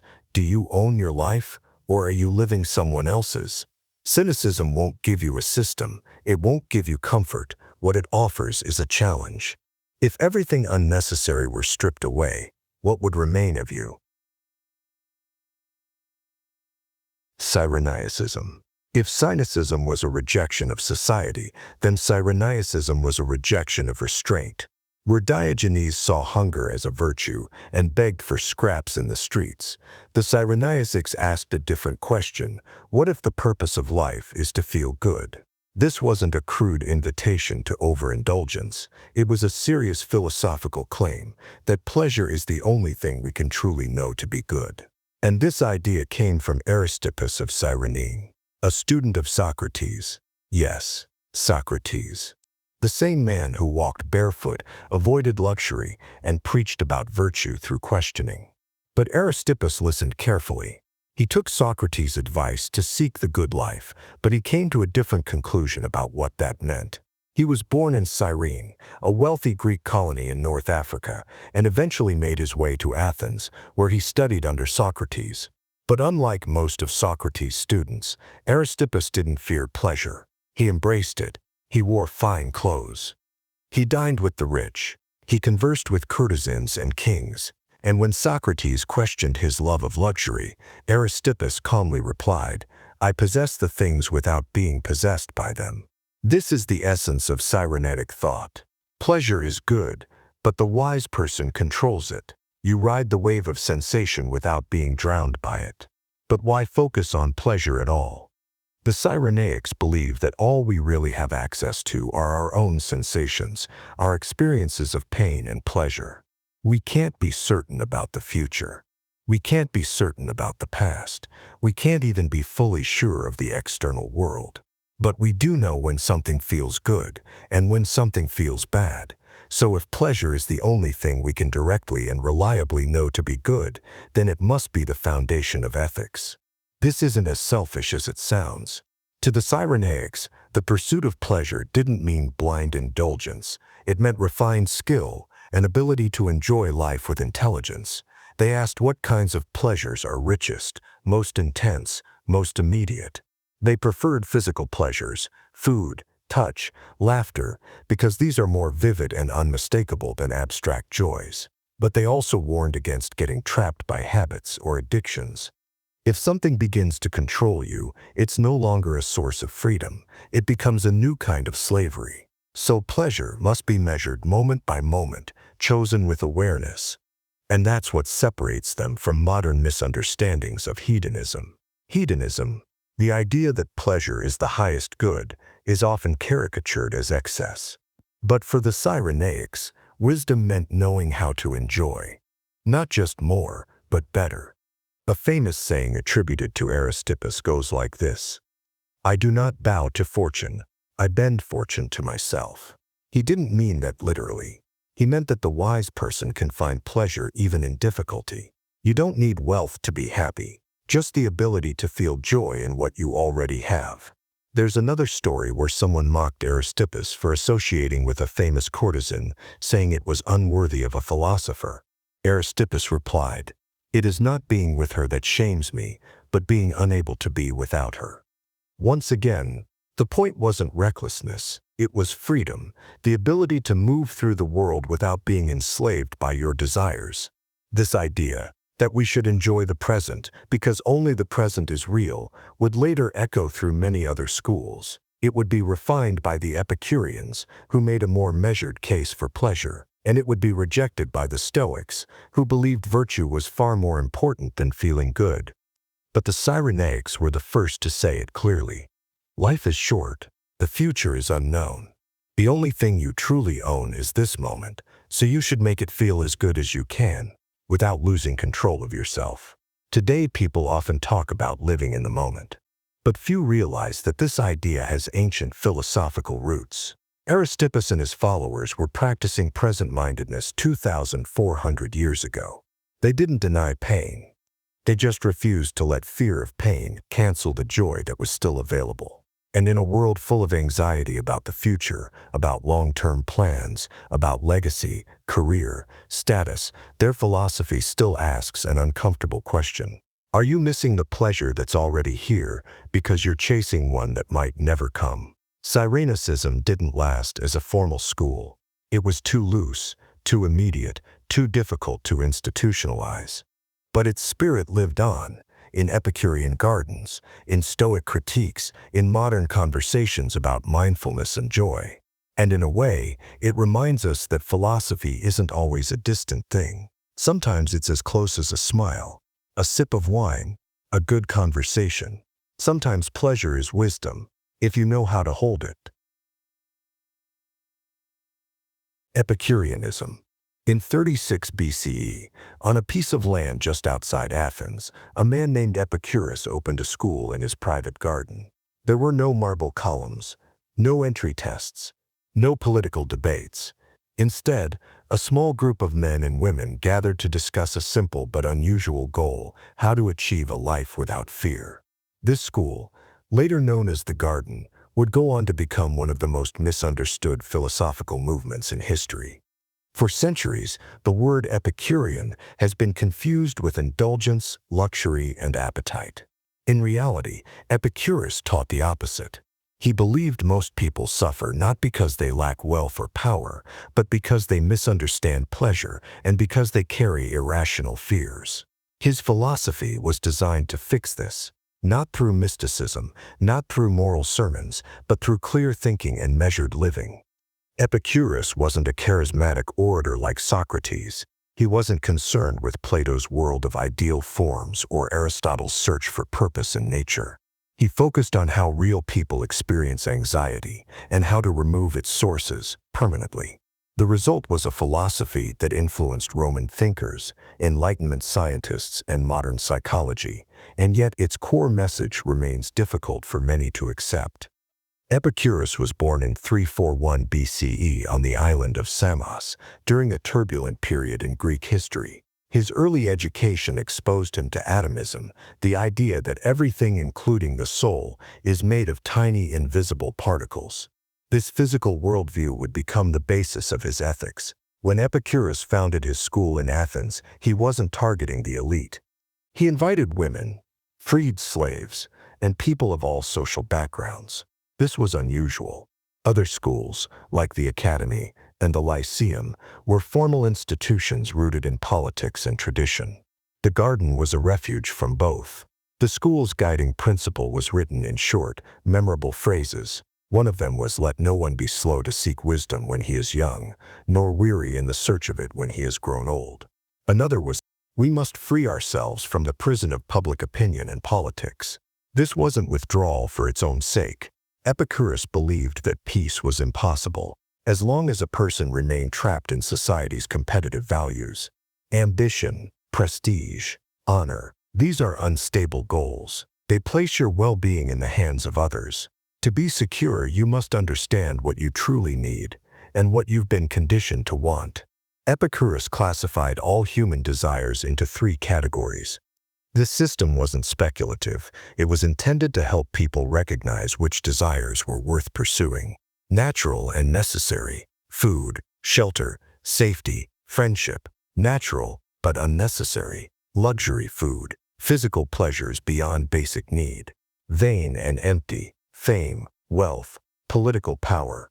Only the first group was essential to happiness. The second might add variety, but relying on them created dependency. The third group caused instability and fear because it was based entirely on external approval and comparison. Epicurus often reminded his students that the person who needed less was not poor, but free. One of his letters says, "If you wish to be rich, do not increase your money. Subtract from your desires." This may sound like asceticism. It isn't. Epicurus did not advocate for pain or self-denial. He enjoyed wine, conversations, and occasional luxuries, but he trained himself to be indifferent to them, so that when they were unavailable, his peace remained intact. The central anxiety Epicurus sought to remove was the fear of death. He observed that this fear drives many destructive behaviors: hoarding wealth, fearing punishment, clinging to power, chasing immortality through legacy. His response was rooted in the physics of atomism. Everything, including the soul, is composed of particles. When the body dies, those particles disperse. Consciousness ends. There is no afterlife, no suffering, no awareness of being dead. He writes in the letter to Menocius, "Death is nothing to us, for when we exist, death is not present, and when death is present, we no longer exist."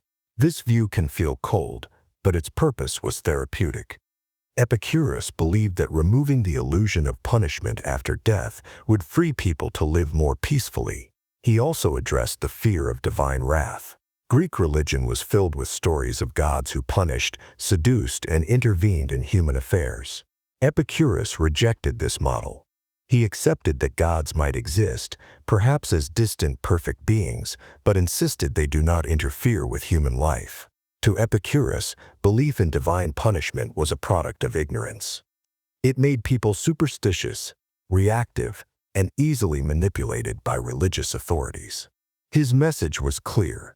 If you understand the nature of the universe, you will stop inventing reasons to fear it. While Stoics emphasized self-sufficiency, Epicurus placed friendship at the center of the good life. He believed that meaningful relationships provide emotional security and contribute more to happiness than material comfort. In his writings, he often ranked friendship above romantic love, which he considered unpredictable and often bound to physical craving. Friendship, by contrast, could be stable, rational, and mutually enriching. The garden functioned as a community, where people shared meals, studied philosophy, and supported each other's peace of mind. Epicurus writes, "Of all the things that wisdom provides to help one live one's entire life in happiness, the greatest by far is friendship." This wasn't sentimentalism. He saw friendship as an extension of rational self-interest. Trustworthy companions reduce uncertainty and increase joy. They help in hardship. They anchor you. The friendships formed in the garden were not based on status or utility. They were based on shared values, moderation, honesty, and mutual care. Much of Epicurus's work has been lost, but several letters and key doctrines survived, preserved by later philosophers like Diogenes Laerticid, and more dramatically by the Roman poet Lucretius, whose six-book poem De Rerum Natura on the nature of things preserved Epicurean atomism and ethics in vivid language. Lucretius echoed Epicurus's core beliefs that death is nothing to fear, that the gods are indifferent, that the universe runs on physical laws. That peace comes from understanding these truths. The Epicurean school continued for centuries. It became particularly popular in Rome, where wealthy citizens, weary of politics, sought quieter lives. Famous Roman Epicureans include Horace, the poet, who famously wrote Carpe Diem, seize the day, with Epicurean modesty, not recklessness. Atticus, the close friend of Cicero, who practiced Epicurean calm through political storms. Lucretius, whose poetry reintroduced Epicurus to the modern world when his manuscript was rediscovered in the Renaissance. In modern times, people chase more money, more status, more experiences. But often what they want is not pleasure itself, but relief from fear of being unloved, unseen, unsafe, forgotten. Epicurus diagnosed this long ago. A life without fear, a life where pleasure doesn't mean indulgence. It means no longer being disturbed. Stoicism. Imagine being exiled from your homeland for something you didn't do. You're stripped of your property. Your name becomes a warning, not a legacy. You're sent to a barren island, far from the city you helped build. And when people ask what you've learned from it, you answer, "I've made progress. I've learned to lose a home without losing myself." That man was Musonius Rufus, a Roman philosopher and teacher of Stoicism. He wasn't alone. The history of Stoicism is filled with men who were imprisoned, tortured, exiled, and executed. And yet they did not complain, did not seek revenge, did not crumble. They wrote, they taught, they prepared their students to face worse. Because Stoicism, at its core, is not about suppressing emotions or pretending to feel nothing. It's about building the kind of character that nothing can break. And it begins with one clear idea. We do not control what happens to us, we only control how we respond. Stoicism was founded in Athens around 300 BCE by Zeno of Citium, a Phoenician merchant whose shipwreck ended his career and began his philosophical life. He wandered into a bookstore, picked up a copy of Xenophon's Memorabilia, a collection of Socratic dialogues, and was so struck by the way Socrates spoke about virtue and death that he sought out philosophy from that day forward. Zeno began teaching in the Stoa Poikileg, the painted porch in the Athenian Agora. That's where the school gets its name, Stoicism. But while it started in Greece, Stoicism became most famous in Rome, where its ideas were tested not in lectures, but in the chaos of politics, prison cells, battlefields, and imperial courts. The The Stoics believed that the universe is governed by logos, not just logic in the modern sense, but an underlying rational order to nature. This order includes suffering. It includes death. It includes misfortune, but it is not chaotic. It is structured, even if that structure is beyond our understanding. We cannot control the events of the world. We cannot stop aging, or guarantee health, or force others to love us. What we can control, the only thing we can truly own, is our judgment, how we interpret events, how we choose to act, how we speak, resist, endure. Everything else is beyond us. They used a term for this division, the dichotomy of control. Your character, within your control. Other people's behavior? Not. Your effort? Within. The outcome? Not. If you base your happiness on what lies outside your control, you are choosing to be a slave to external forces. One of the most powerful voices in Stoicism is Epictetus, a former slave. He was born in Hierapolis, in what is now Turkey, and spent years in slavery in Rome.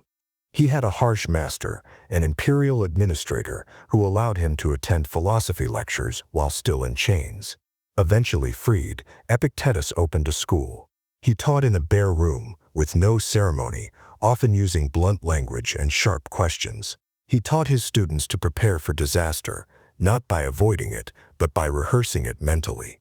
If your child dies tomorrow, he said, would you be ready? If your leg is broken, your house burns down, your friend betrays you, will your peace be destroyed too? He was not cold. He was clear. His goal was to train people to meet suffering without confusion. It is not things themselves that disturb us, he said, but our judgments about those things. A broken cup is not a tragedy. Your belief that it shouldn't have broken is where the pain comes from. Change the belief, and the pain dissolves. He once said, if someone insults you and you become angry, know that you are complicit. You have accepted their value judgment. This sounds hard, and it is. But the Stoics never promised ease. They promised freedom, not from hardship, but from being psychologically enslaved by it. Lucius Annaeus Seneca was a Roman statesman, playwright, and philosopher. He served as an advisor to Nero, a deeply unstable emperor, and was eventually forced to commit suicide after being accused of treason. But before that, Seneca wrote letters and essays about wealth, fear, death, and time, from the highest rooms of Roman politics and from the shadow of death. He asked questions like, why do we delay happiness until retirement, knowing that death may arrive before it? Why do we fear poverty when rich men die in misery every day? Why do we act shocked by loss when we live in a world made of loss? One of his most haunting lines, we are always complaining that our days are few and acting as though there would be no end of them. Seneca didn't tell people to be stoic in the modern sense of emotionlessness. He acknowledged grief, pain, and weakness. But he asked us to meet them consciously, rather than collapsing in the face of them. The last great Stoic of the ancient world was also the most powerful, Marcus Aurelius, emperor of Rome from 161 to 180 CE. He ruled during plagues, invasions, betrayals, and immense personal loss. And yet, he kept a personal notebook, now known as Meditations, where he recorded private reminders to himself. He wasn't writing to impress others. He was writing to stay sane in a world filled with noise, flattery, and violence. His reflections include, you could leave life right now. Let that determine what you say and do and think. Choose not to be harmed, and you haven't been. The impediment to action advances action. What stands in the way becomes the way. This last quote has become a modern Stoic slogan. The obstacle is the way. Marcus did not find peace in power. He found it in clarity, in reducing life to its essentials and reminding himself, day after day, what he could and could not control. He buried children. He saw friends turn against him. He knew his own death was approaching. And still he wrote, waste no more time arguing. What a good man should be one. Stoicism is not about suppressing emotion. It's about not being ruled by it. It's not about denying pain. It's about refusing to add suffering to pain through mistaken thinking. It doesn't demand that you feel nothing. It demands that you think carefully before acting and remain anchored when storms come. In this way, Stoicism is a mental training program, one that prepares you for sickness, for betrayal, for loss, not by comforting lies, but by showing you that your dignity does not depend on external outcomes. Modern therapists sometimes use similar techniques. Cognitive behavioral therapy, or CBT, is built on Stoic ideas. Reframing, journaling, acceptance of what cannot be changed, all appear in Epictetus and Seneca. Stoicism still teaches, if you want peace, you must stop outsourcing your identity to things that are not yours to control. We live in an age of outrage, comparison, addiction to approval, and a deep fear of failure. Stoicism offers tools for sanity. It asks, can you face difficulty without blaming others? Can you stay kind when others are cruel? Can you prepare yourself for the worst without becoming bitter? It's not an easy philosophy, but it remains one of the most useful. Because the world does not owe us comfort. It will take things from us, reputation, wealth, health, people we love. And Stoicism asks only one question in response. When that happens, will your character remain intact? Skepticism. In Athens, 2 generations after Socrates was executed, a new kind of philosopher began to emerge. They weren't builders of systems, they weren't preaching ideals or mapping out how the universe was structured. Instead, they looked around at the confident theories of their time and asked a quieter question: how can so many people be so sure, and yet all say something different? They had good reason to wonder. By then, the major schools of philosophy had drawn their lines in the sand. The Epicureans, following Epicurus, taught that everything was made of atoms, including the soul, and that the highest good in life was pleasure, especially the kind that came from living simply and avoiding fear. They said death was nothing, the gods were indifferent, and tranquility was the goal. The Stoics, in sharp contrast, insisted that the universe was rational and purposeful, guided by logos, a divine ordering reason. To them, the only good was virtue. Not pleasure, not possessions, not even health. A person could be sick, poor, or dying and still be happy if they lived according to nature and developed strong character. Aristotle's followers in the Lyceum continued to divide the world into categories, causes, substances, purposes, and believed that humans flourished by reasoning well and living according to their proper function. And in the Academy, Plato's old school, the idea of ideal forms still echoed, that above the world we see is a more perfect realm of truth, justice, beauty, and that only philosophers trained through years of dialectic could come to understand it. These weren't shallow beliefs. They were full systems with ethics, metaphysics, logic, and psychology all woven together. But for Aristotelius, who took over the Academy around 265 BCE, something didn't sit right. He was deeply trained in Platonic thinking, but the more he studied, the more he noticed a repeating pattern. Every school claimed certainty, and every school, when questioned closely, began to crumble. He watched debates where Stoics, with their precise logic and moral confidence, were forced to backtrack. He saw Epicureans defend pleasure as the highest good and fail to agree on what kind of pleasure they meant. He observed how even Plato's followers argued over how the forms worked, whether they existed in the soul or in another realm entirely. Aristotelius didn't think this meant philosophy had no value. He believed it revealed something deeper. Humans are better at asking questions than settling them. So he revived something from Socrates, not just the method of questioning, but the posture. Socrates had never claimed to possess wisdom. He called himself ignorant. His power came from showing others that their confident definitions of justice, courage, love dissolved under pressure. Aristotelius made that attitude the foundation of his teaching. He instructed students not to abandon inquiry, but to recognize the limits of what could be known. When certainty wasn't possible, they should suspend judgment, a practice the Greeks called epokete. This wasn't withdrawal. It was intellectual discipline. Aristotelius still argued, still examined, but when the evidence failed to settle a question decisively, which it often did, he didn't force an answer. He waited. Later, a more public figure named Carneades brought this skepticism out of the academy and into Roman politics. In 1505 BCE, he visited Rome as an ambassador. While there, he gave two famous speeches. On the first day, he defended justice as a universal principle, a force that held society together based on mutual respect and rational agreement. On the second day, in front of the same audience, he argued that justice was an invention of the powerful, a tool to protect property, control the poor, and sanctify inequality. Roman senators were horrified. To them, this wasn't philosophy, it was dangerous relativism, but Carneades wasn't trying to confuse. He was showing that even our most cherished values, when analyzed carefully, can be turned inside out. He believed the responsible response to this was modesty, live according to what appears most reasonable, but never claim certainty where there is none. This would come to define academic skepticism, a tradition that flourished for over a century inside the very school that had once insisted on eternal truths.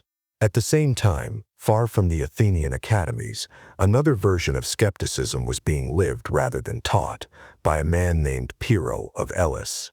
Pyrrho had been part of Alexander the Great's expedition to the east. He traveled through Persia and into India, where he encountered spiritual traditions that taught detachment, non-judgment, and the impermanence of all things.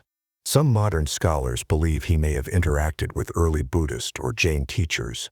When he returned to Greece, he didn't write treatises, he didn't open a school. He lived as an example, a quiet, eccentric figure who rejected the idea that things were inherently good, bad, true, or false. Stories about him spread, that he walked into dangerous places without fear, that he didn't react to insults, that he questioned whether any perception could be trusted. A dog may seem dangerous, but that's only your interpretation. Pain may seem bad, but that's just one perspective. What Pyrrho wanted was ataraxia, a state of mental peace that comes not from having the right beliefs, but from letting go of the demand to have them at all. His followers, who later called themselves Pyrrhonists, built a practice around this. They taught their students to examine every belief, not to disprove it, but to see that it couldn't be conclusively proven. Once you see that all arguments are equally uncertain, you stop getting pulled into them. And when you stop getting pulled, your mind quiets.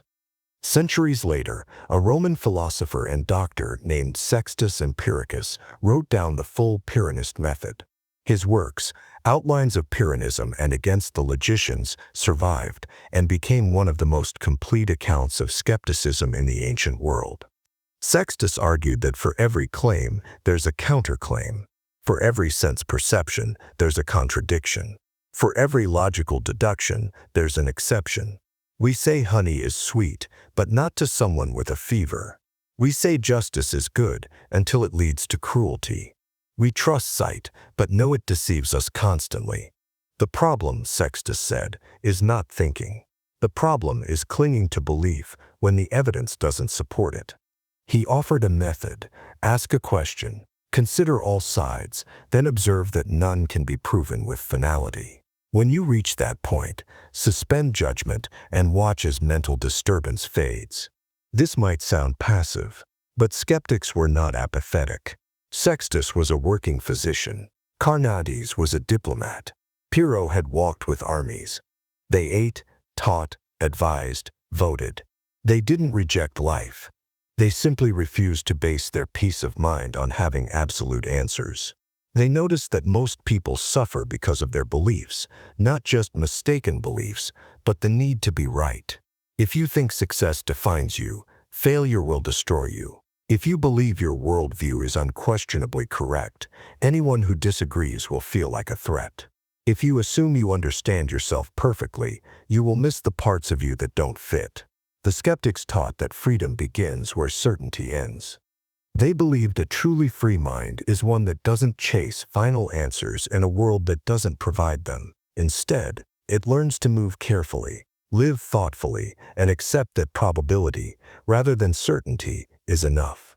That's why skepticism still speaks today, not as a rejection of truth, but as a defense against dogma. In a world of constant opinion, rigid ideologies, and loud certainty, the skeptics remind us the strongest position might be the one that doesn't pretend to have the last word. And when we learn to live that way, not paralyzed, but cautious, not apathetic, but open, something happens. The noise fades, the pressure lifts, and what remains is space to think, act, and live without the burden of always being right. That space is where peace begins. Neoplatonism. He was born in Egypt, just outside of Roman Alexandria, around the year 204 CE. His name was Plotinus.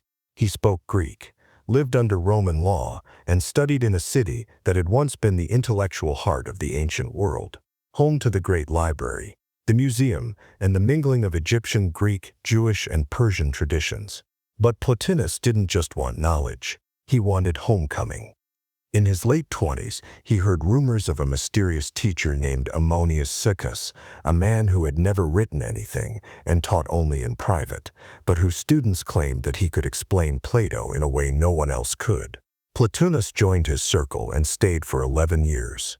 And after those years, he believed he had found something.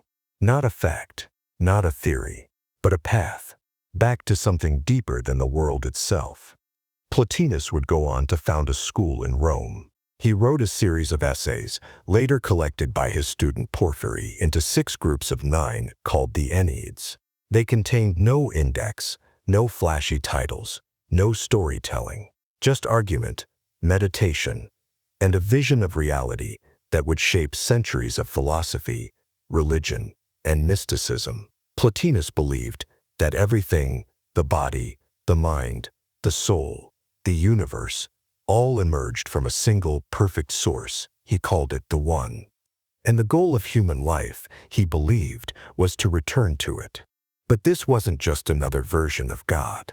The One was not a being. It had no shape, no thoughts, no emotions. It was beyond existence, beyond language. The One wasn't something you could see or describe. It was what made seeing and describing possible. It was prior to being, and yet the cause of all being. Imagine a sun so bright you can't look at it, yet all light comes from it. That to Plotinus was the One. And everything else, the material world, human souls, time, thought, even beauty, flowed outward from it, like ripples. First came nous, the divine intellect, the realm where perfect forms dwell. This was Plato's world of ideas, eternal, unchanging archetypes of justice, truth, triangle, tree. From nous came psyche, or soul, the level of reality where individual minds and living beings emerge. And from psyche came the sensible world, matter, bodies, sensation, conflict, decay. But this flow from unity to multiplicity wasn't a fall. It wasn't evil. Plotinus didn't believe the world was a mistake. He believed it was overflow, like light radiating from a source or heat from a fire. So why did humans suffer? Why did we feel fragmented, lost, unfulfilled? Because we forgot where we came from. The soul, Plotinus believed, was not trapped, but distracted. It looked outward instead of inward. It pursued pleasure, honor, or even intellectual pride, instead of turning back toward its origin. And turning back required a specific practice, not prayer, not debate, but inner ascent. He described it in hauntingly personal terms. Often I have woken to myself from the body. I have entered into myself and beheld a light so brilliant and beautiful that I believed I had become one with it. This wasn't metaphor. Plotinus believed that in rare silent moments, a human soul could reach beyond thought and touch unity. But that unity wasn't something you grasped. It was something you became, by stripping away everything that was not essential. It's tempting to call this mysticism, and in a sense it is. But Plotinus was also a rigorous thinker. He didn't reject logic. He built a full metaphysical system, tracing how each level of being emerges from the one above it, how evil is merely the absence of good, how beauty is the recognition of unity in multiplicity. He even explained moral failure in metaphysical terms. He said that wickedness is the soul forgetting its source, turning toward matter as if it were final. Not because matter is bad, but because it's incomplete. The more a soul turns inward toward the good, the more ordered and peaceful it becomes. The more it turns outward toward fragmentation, the more it loses coherence. And this vision didn't stay in philosophy. It spilled into religion. In early Christianity, thinkers like Augustine wrestled with the relationship between the soul and God. He read Plotinus carefully, and although he rejected some of the pagan elements, he absorbed much of the structure. Augustine's idea that evil is a privation, not a substance, that it's the lack of good, came straight from Neoplatonism. The Church Fathers debated whether the one was compatible with the God of the Bible. Could the source of all being be impersonal and unknowable, and also love us personally? The question never fully resolved, but the influence endured. Later, in Islamic philosophy, figures like Al-Farabi, Avicenna, and Suhrawardi blended Neoplatonic hierarchy with Quranic metaphysics. They described emanation from the divine as an unfolding of light and the return of the soul as a journey toward illumination. Even in the Jewish tradition, Moses Maimonides drew on Neoplatonic ideas to argue that God has no positive attributes, that we can only say what God is not, because the divine is too pure for human categories. And in the Renaissance, Neoplatonism resurfaced with force. Marsilio Ficino, the head of the Platonic Academy in Florence, translated Plotinus and Plato into Latin. He described love as the soul's recognition of its divine origin. Art, music, and poetry were not just entertainments, they were reminders of a higher harmony. Michelangelo's sculptures, Leonardo's notebooks, Botticelli's paintings, all were touched by this vision that beauty was not decoration but a glimpse of unity. But perhaps the most vivid example of Neoplatonism wasn't in books, but in the way Plotinus lived. His student Porphyry, who edited the Enneads, said that Plotinus seemed to live half out of his body. He rarely ate. He avoided mirrors. He refused to sit for a portrait, saying, "It is shameful to leave behind the image of an image." He was kind to animals, gave away his money, took in orphans, but he had no interest in fame. He taught quietly, without ceremony. Once, an emperor offered him land to build a city based on his teachings. Plotinus declined. The world didn't need new cities, he said. It needed souls who remembered where they came from. He died around 270 CE, in the countryside, surrounded by friends. His last words, according to Porphyry, were, "Try to raise the divine in yourselves to the divine in the all." To Plotinus, the journey of philosophy wasn't from ignorance to knowledge, it was from separation to union, from multiplicity to unity, from shadow to source, and for those who listen closely, his voice still asks the same question. When you admire beauty, when you long for truth, when you feel that nothing in this world quite satisfies, could it be that you're remembering something? Could it be that your soul, without realizing it, is trying to return? Where do we go now? We've just explored the ancient schools of Greek philosophy, each one a different answer to the same question: how should we live, and what can we know? They disagreed, they challenged each other, and they built the foundation of Western thought, but their world didn't last. As empires collapsed and religions rose, philosophy had to change. It moved from public debates into monasteries. It had to answer not just to reason, but to God. In the next chapter, we enter that world, the world of medieval and religious philosophy, where the ancient questions didn't disappear. They were reborn in a new form. Subscribe and stay tuned. We're just getting started.